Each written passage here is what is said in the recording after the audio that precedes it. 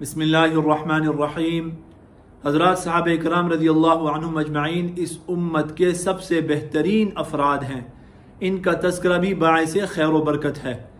इनमें से आज हज़रत सअद इब्न मुआज़ रज़ी अल्लाह तआला अन्हु का मुख्तसर तज़किरा करते हैं।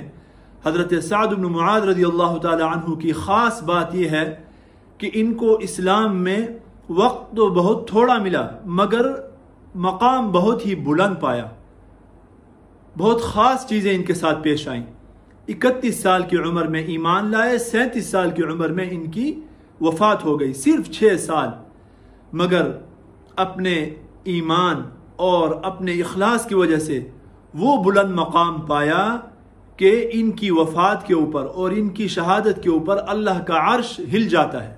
और उलमा फरमाते हैं कि ये जो हिलना था ये खुशी का था कि हज़रत सअद इब्न मुआज़ रज़ी अल्लाह तआला अन्हु की रूह जब वहाँ पहुँचती है तो अर्श झूम उठता है और हिल जाता है। और दूसरी ख़ास बात इनकी ये है कि इनके जनाजे में इनके एजाज़ और इकराम के लिए 70,000 फरिश्ते शरीक होते हैं।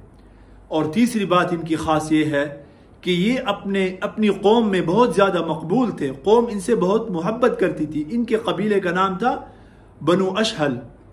तो ये जब ईमान लाते हैं तो अपनी कौम की तरफ लौट कर जाते हैं और सबको जमा करते हैं, कौम के तमाम अफराद को, और ये ऐलान फरमाते हैं कि अगर तुम अल्लाह और उसके रसूल के ऊपर ईमान नहीं लाते, जो भी ईमान नहीं लाएगा मेरी कौम में से, मेरे लिए उसके साथ बात करना हराम है।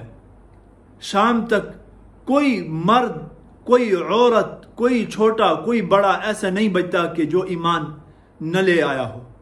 ये है हज़रत सअद इब्न मुआज़ रज़ी अल्लाह तआला अन्हु। अल्लाह रब्बुल इज़्ज़त हमें भी ऐसा ईमान किसी दर्जे का जो है ना वो ईमान नसीब फरमा दे। ऐसा ईमान तो कहाँ हो सकता है। अल्लाहुम्मा अर्ज़ुक़ना ईमानन क ईमानिही व इख़लासन क इख़लासिही। मगर हम दुआ तो कर सकते हैं। अल्लाह रब्बुल इज़्ज़त हमें भी सहाबा इकराम रज़ी अल्लाह अन्हुम अजमईन से मोहब्बत करने वाला और उनकी सच्ची इत्तिबा करने वाला बनाए। व आखिरु दावाना अनिल हम्दुलिल्लाहि रब्बिल आलमीन।